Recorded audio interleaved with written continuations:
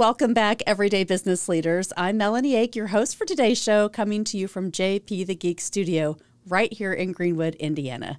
I am thrilled to have you with us today. You're going to meet our mayor, Mike Myers. So get your journals out and really connect to this show because you're going to learn a lot about not just the history of Greenwood, but really deep, interesting things that you've never heard before.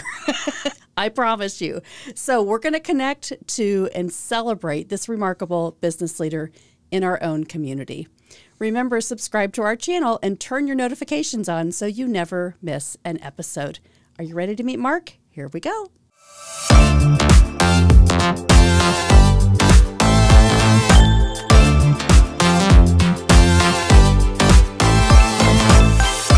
Hi, Mr. Myers. You can call me Mark. I am so excited that you're here because I am a longtime resident of Greenwood, Greenwood High School graduate, and I have so much history and have never had really the opportunity to just sit down and have a conversation with you.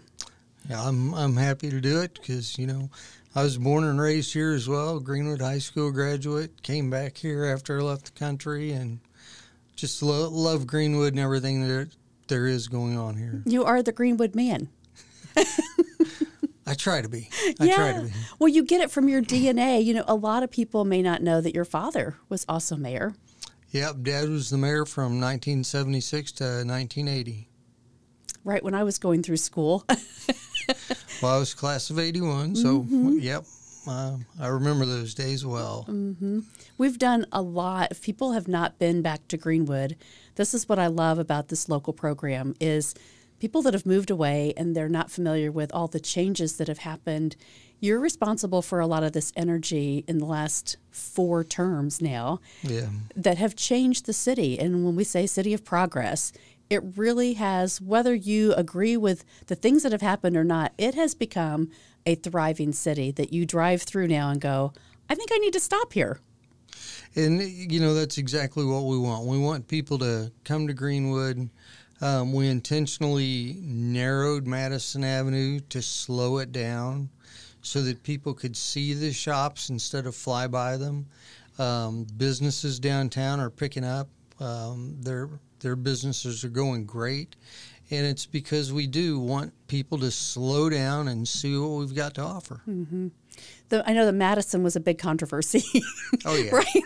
Because what's not? Well, right, because it was the school. And I think for historians, it's like, oh, my gosh, the middle school's being torn down. But what the property has become is really something pretty significant. Beautiful residents, condominiums, a saltwater pool. That's pretty awesome. Yes, it is. Yeah. It is. Yeah, the CRG group that's building that, they do very high-class apartments and townhomes, and they're just a great company to work with. And to be able to build keep the field house and expand it, that place is packed every day. It's just so exciting to see the people getting out, being active and being able to enjoy the community. Mm-hmm. Well, the design of it from Craig Park all the way around for the library to just Madison Avenue that has been transformed.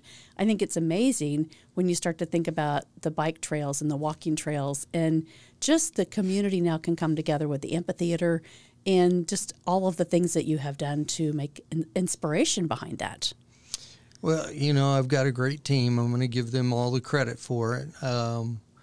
But it is really exciting because we look at the trails up Madison Avenue. When we first started that project, a couple of the people on the city council were just dead set against it because nobody walks on trails. Trails are, nobody uses trails. And yet I sit there and look out my window every day and I watch all these people, moms pushing their strollers, families walking up and down the streets, people on their bikes. That's what we want. We want people to get out, to enjoy the community, to have a safe place to walk, a safe place to ride their bike, and to also be healthy at the same time because we're really trying to promote a healthy city. Mm-hmm. And for business owners, when you talk about economic development, right, the small businesses that have opened up, I could name them, but I don't want to leave anybody out. But you think about now people can actually stop and shop and have coffee. and just sit for a moment, right? And not just have to drive by it. Yeah, and it's neat because me growing up on Madison Avenue, knowing everybody that lived in every house, and now all of a sudden every one of those homes are businesses. Mm-hmm. And to see the business aspect take off and then the homes around it take off, and to see downtown thrive again and people want to be there, it's really exciting. It's pretty cool. I think about all these little organizations that are popping up. You know, the neighborhood association with the library, I think they've started, I forget what it's called. Julia's going to kill me. But Discover Downtown Greenwood and Old Town Greenwood and Restore Old Town Greenwood, like all of these really intentionally designed groups to say, well, we care about this, mm-hmm. right? But it's not just, hey, you drive through this community and go visit your Chamber of Commerce. It's really people taking that ownership. And I interviewed Tiffany Woods 6 years ago, and we were talking about her getting permits to have, Easter egg hunts. Yes. But that's the kind of community that we live in. And Tiffany is a go-getter, and she's one of those that helped get downtown going. Lauren Ashby's another young one. It's great to see the young people get involved. The young couple that opened Fresh Pot mm-hmm. on Madison or on Main Street, to see all these young people want to be entrepreneurs and get their businesses going, mm-hmm. that's really exciting. Mm-hmm. And it's the heart of our community. Yes. Yeah, it's so cool. And, still dog and seds for people that don't live here anymore, that's still going on. Oh, yeah. So, and it's easy to walk to now and park and then just really enjoy everything else that's happening. And this summer, we're going to put sidewalks in down there so that it'll make it, we want to keep the car shows. We like them down there. We just want to make it safer by putting in sidewalks with some grassy areas to make it even safer so that more people can go down there and have fun and just bring more people into our downtown area. Mm-hmm. I know Johnson County, we're right before the solar eclipse, and that's going to happen. So how much money is going to come into Johnson County? What's the real number, do you think, that's going to be affected? Because it's coming for like 4.5 minutes through Johnson County. 4.5 minutes, but they're talking anywhere up to 500,000 people coming into Johnson County. Wow. And it won't be just for one day. It'll be for about a 3-day stretch. So every hotel is already booked. The airport's already taking reservations for planes flying in. It's going to be packed. And so the businesses are going to be very successful, and we're actually going to be putting out a flyer to even the gas stations. It's like, hey, you all need to stock up on all of your food, your drinks, your everything, because people are going to be here and they're all going to be shopping. Mm-hmm. That's so awesome to think. Like, I don't think people that have not paid attention to it, right, they're going to be shocked as it gets closer here in the next couple of weeks of, where are these people coming from? But it literally is going to affect our county more than any other as it kind of travels through. So we're prepared. I see all the literature and all the stories, and Aspire has done a great job to do some training on that for businesses. But what do you think the impact will be afterwards? Like the things that we're going to think about, right? That people come and tourists say, hey, we love this community. Yeah, we're hoping that that's exactly what they're going to do. It's like, we love this community.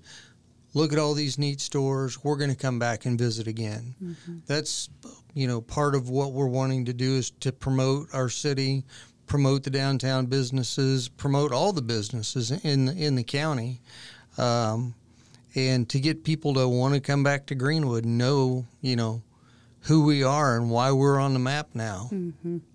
Well, you guys do such a good job in Greenwood, and I know we've had trauma in Whiteland recently, and just rebuilding our community, trying to get back from the tornado and the storms that come through all down 65. And we think economic development is the heart, right, of what we're trying to do and accomplish.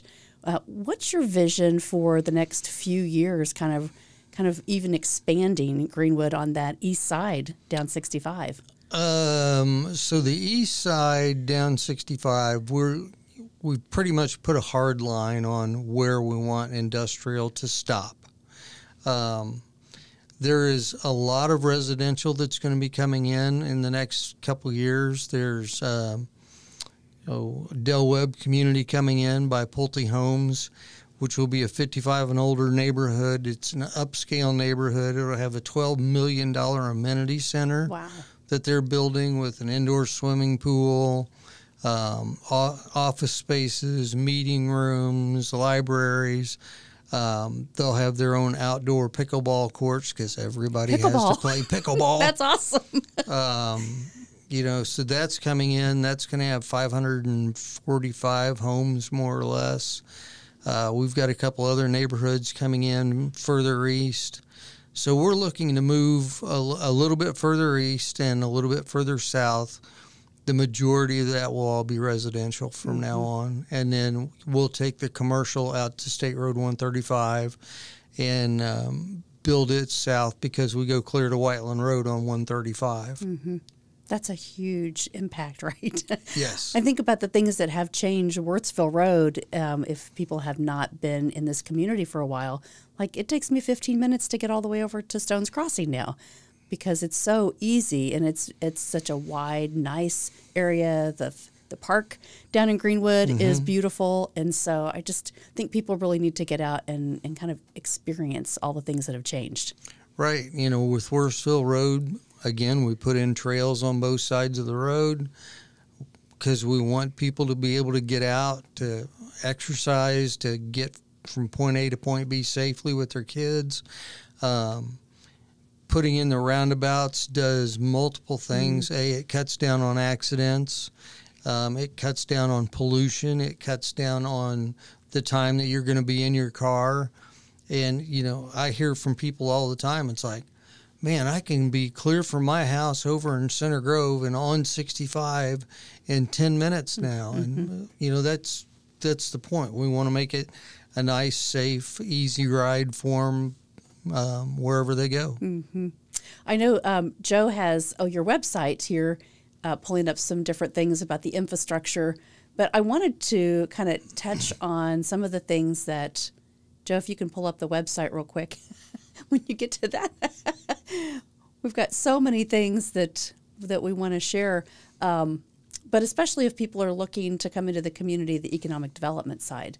It's so organized and it's such a great place for people to say, I want to know what Greenwood's about. So if they're traveling here for the solar eclipse, right, go here and find out what all there is to do before you get here. Or if you haven't been back, if you're traveling back to see family, check out all of the things that have been added. This is a great website. Just talks really about your heart and how we're changing the community. Yeah, we redid the website a few years ago, and we constantly keep it updated now. And we want people to know what we have to offer and where it's at, how to get there, the many different things that we have to help people with whether it's residential they're looking for, if it's the parks they're looking for. We're up to at least 14 parks. We're adding 16 more pickleball courts in Freedom Park so that we can host tournaments there. Greenwood's going to be the pickleball capital of the Midwest. Sherry Sullivan, did you hear that? Wow. Yeah. 16? 16 in Freedom Park, and then the ones we already have in pretty much all of our parks. And then we also have the indoor ones where we convert basketball courts to pickleball courts in the daytime so that we can keep those people active. It is such a fun sport, and it has just kind of all of a sudden been the rage. Yes. Right. I remember my aunt moving to the Villages in Florida many years ago and saying, oh, we're playing pickleball. And I thought, well, is that like a board game? Right?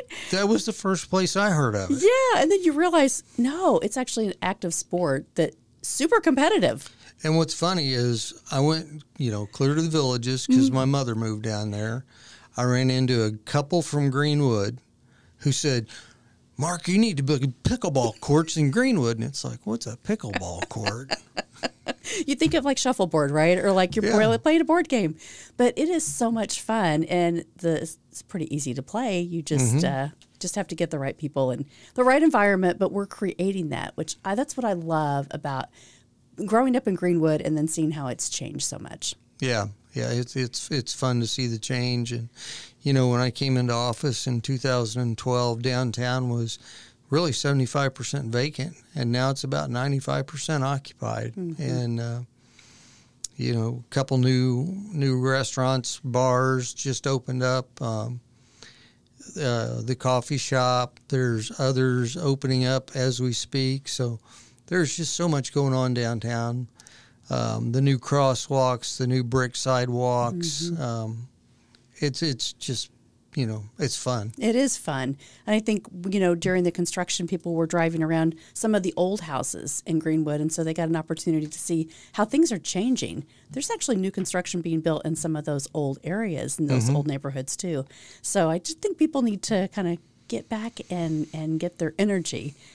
Hi, I'm Melanie Ake, founder of Everyday Leaders, and I'm excited to share with you a new training resource for your team called the Leadership Game.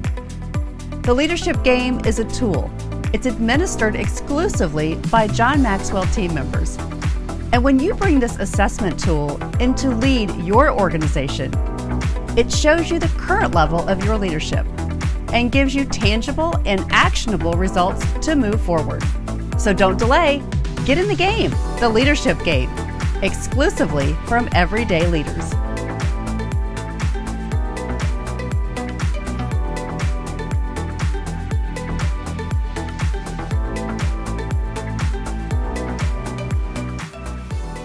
I have a fun game. We talked about this before. I give people cards to choose, but these are just thought-provoking questions. And I thought, well, I've got you in the hot seat. This might be fun. Are you game? I'm game. Okay. I'll have you draw a card, and we'll just talk about. These are provoking thoughts. So these could be quotes or ideas, and we'll let you read that. It must be a good one. This one's too simple. Name 3 things that make you smile. My wife, my kids, my grandkids. Oh, I love that. Now, you have 6 kids. I have 6 children and 4 grandchildren. So, pretty big family. Big family spread all over the world. I have 3 kids who are in the military. And then my daughter, I have a daughter that teaches in St. Pete, Florida. And so my kids are spread all over the place. A son currently deployed to Qatar. My oldest son is just getting out of the military and moving back to Greenwood.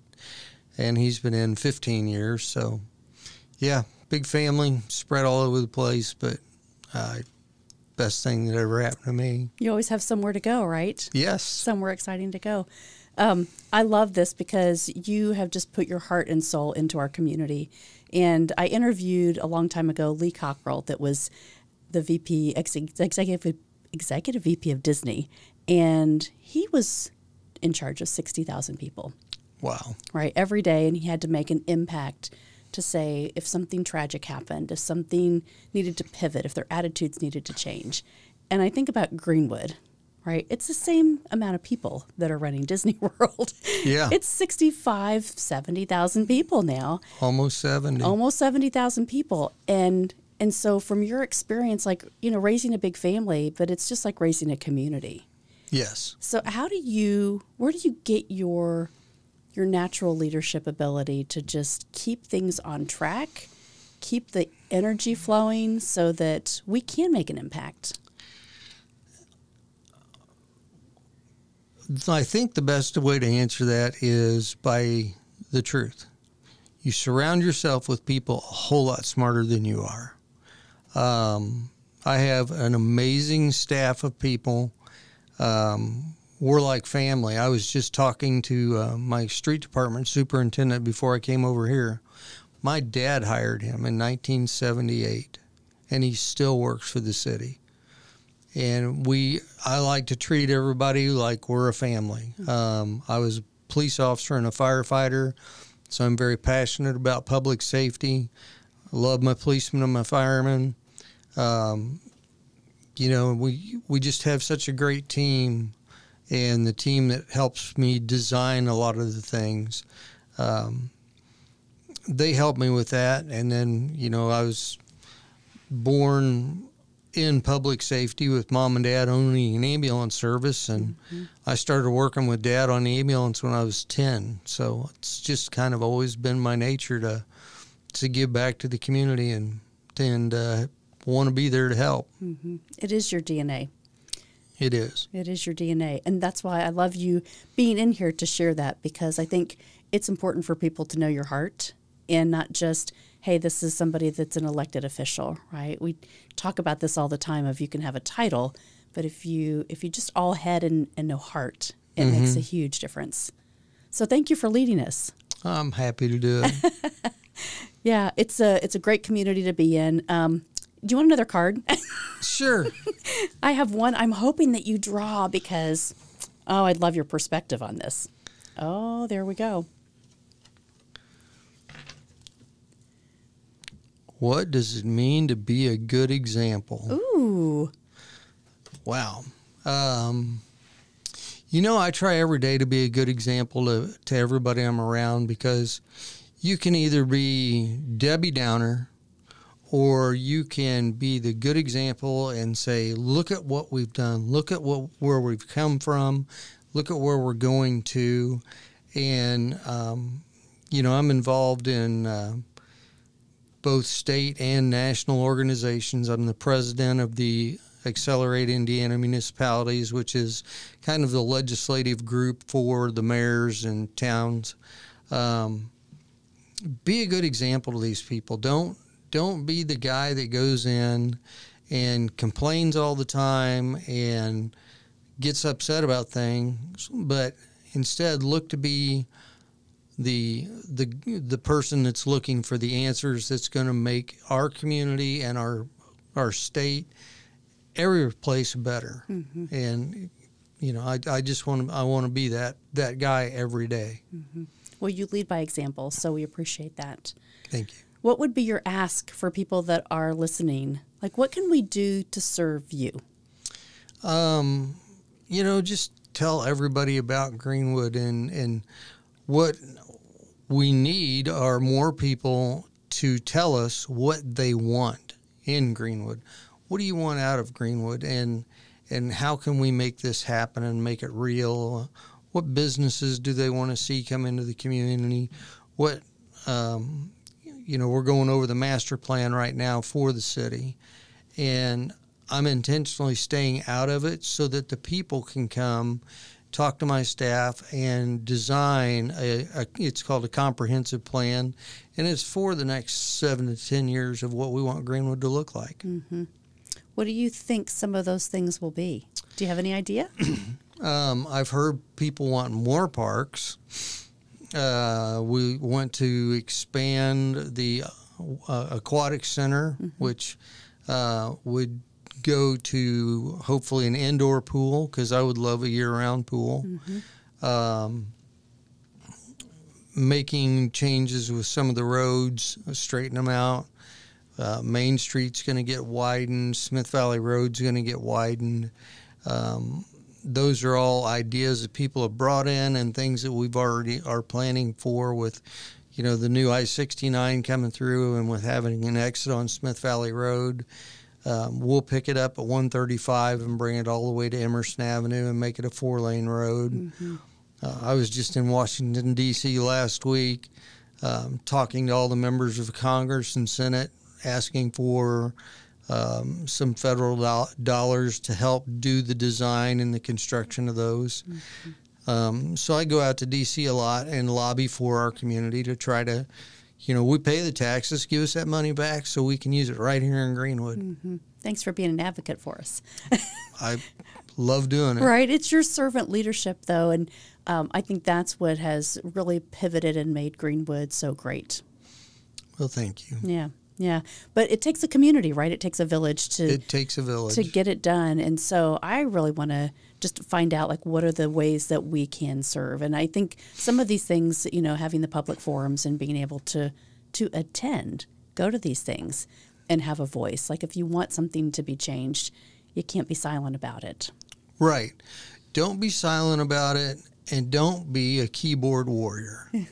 That does really more damage than it does good. And I talk to people about that all the time. If you want to get something done, give us a call, let us know.